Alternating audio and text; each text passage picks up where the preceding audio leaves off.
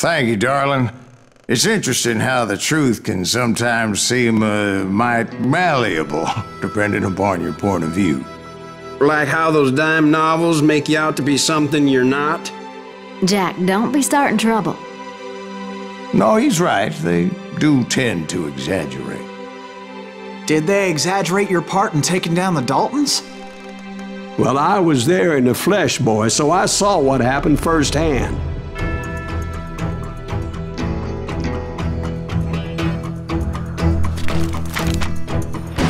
Those Daltons were lawmen once, before they all went bad, robbing banks and trains clear across the territory. Until Coffeeville, of course. I was one of the citizens who took up arms that day. Fighting on the side of the right? I did my best, sir. We all did. It was early morning. One of my friends was a local gunsmith, and he handed out firearms to anybody who'd take one. You see, the Daltons got it in their heads to rob 2 banks at the same time. 2 banks on the same damn street.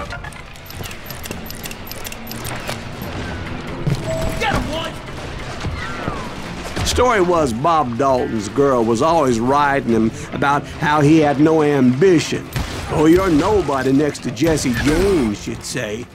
Finally, the bastard took his brothers to Coffeeville just to shut her up. Right. It's always the woman's fault. Well, the locals recognized the Daltons right off. Before they could get away, half the town took up arms to defend their property. Their first mistake was pulling a job in their own damn hometown.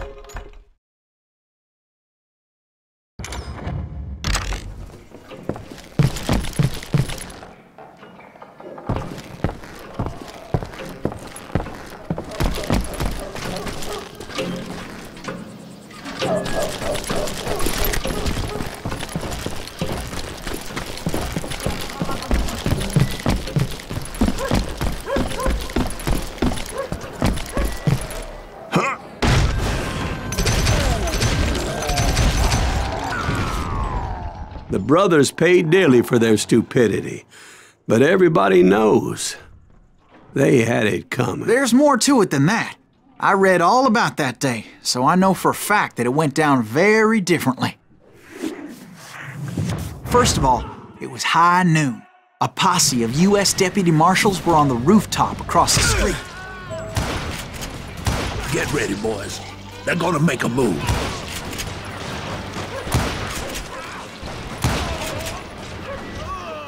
The lawmen had been tracking the Daltons for months, and now they finally had them dead to rights. Among them was a bounty hunter feared by many a lawbreaker. This man had no intention of letting the Daltons slip away. The marshals tried to get the Daltons to surrender. They'll give up eventually. We just gotta wait till something pitches out. This bounty hunter knew that the brothers were far too proud to ever lay down their guns.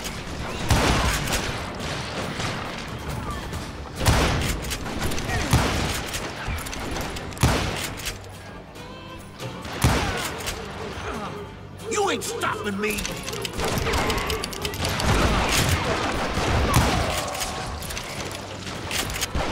He went in there alone to confront those criminals. One of the marshals shouted, "Where are you going? Are you crazy?" Hey, where do you think you're going, dumbass? That rifle's mine. But he paid him no mind.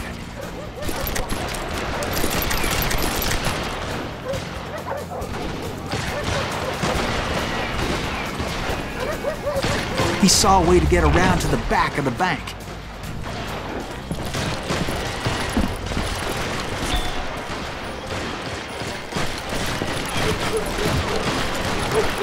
Then he figured out how to hit the Daltons from a direction they weren't expecting.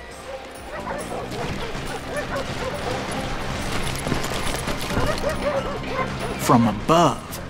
Fortunately, a water tower was right there. A moment later, he was climbing up a steep ladder, laughing at danger as he did.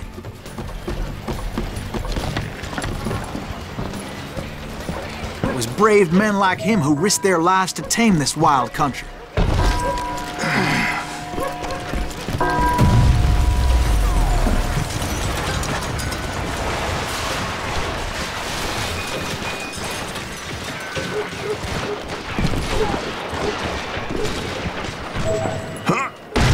We've got company. Heroic men like him, who did what other men couldn't or wouldn't to make this country free. Like Jim Bowie and Davy Crockett, who died defending the Alamo. Is that Silas Greaves? Son of a bitch!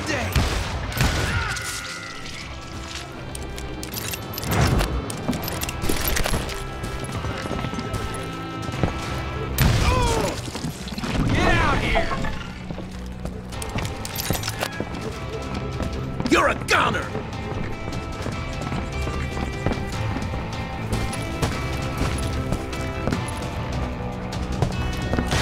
I'm gonna kill you dead!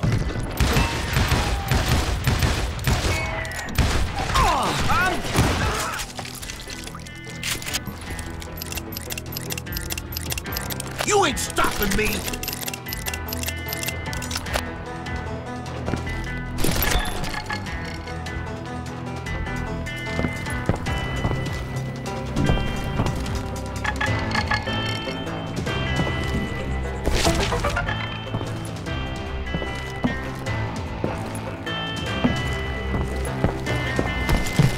Over there!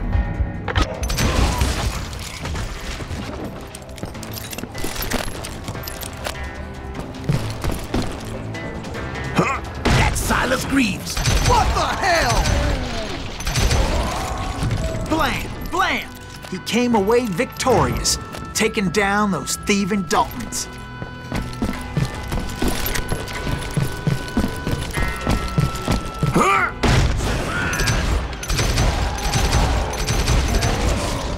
His name was Silas Greaves, and when the dust finally settled, he was the last man standing. Sorry, kid, but that just wasn't the way it happened.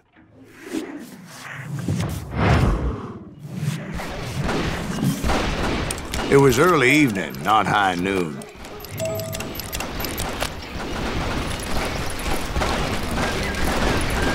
I was late to the party and Coffeyville was already up in arms. The Daltons blew up a safe and were all set to hightail it out of there.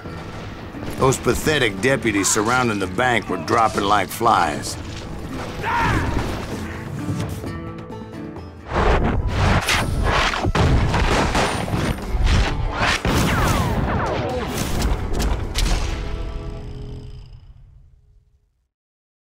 I had been tracking those jokers for months, waiting for them to do something reckless. In for the kill! And finally, they did. Those stupid bastards decided to rob 2 banks at the same time in the same town where everybody knew them. But they still had friends in Coffeyville. Hey, you got us a hero. Put some holes in them! And those friends came after me like a pack of wild dogs, tooth and nail. They were coming at me from all directions. I caught sight of the Daltons running with the money and didn't want to lose it. Problem was, they knew the town better than I did. And to top it off, I found myself in the middle of another shootout entirely. Did the Daltons hole up in somebody's house? No, it was the Smiths, I believe. They were cousins of the Daltons, and they were shooting at the Browns, who were shooting at the Daltons, which wasn't any surprise, because those 2 families have been feuding forever.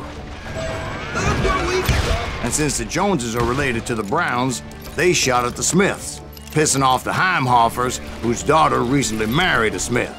Well, bullets were flying every which way as all the old feuds in Kansas caught fire all at once. There was a hell of a lot of pissed off people in Coffeyville that day. But that's just the way life is sometimes. Shit happens.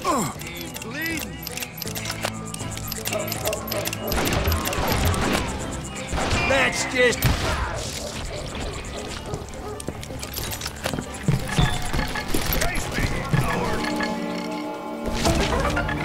What are you gonna do?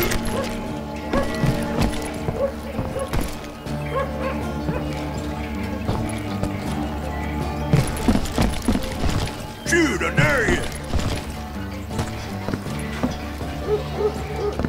Oh, so you're hiding too now. Waste your bullets. Go ahead.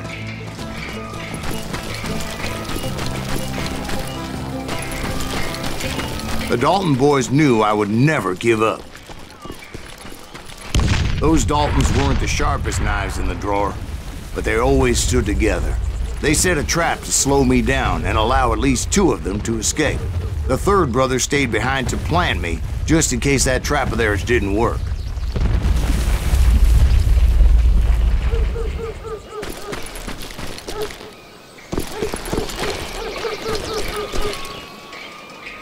It was Emmett, the youngest, and he decided to stand his ground and face me down. I ain't afraid of you, Silas Greaves. This is where it ends for you. He was determined to protect his brothers, and I understood how he felt. Taking me on all by his lonesome wasn't exactly a recipe for a long life.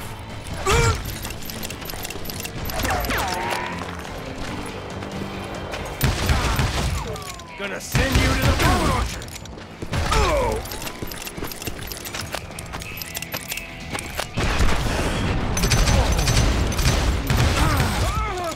It's hog killing time.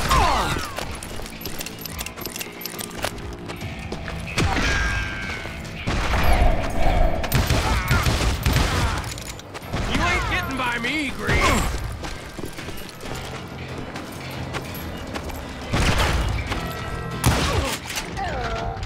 But Emmett Dalton survived the robbery in Coffeyville. He's the only Dalton who did. They say he was shot 23 times. Well, Dwight, who do you think put all those damn holes in him?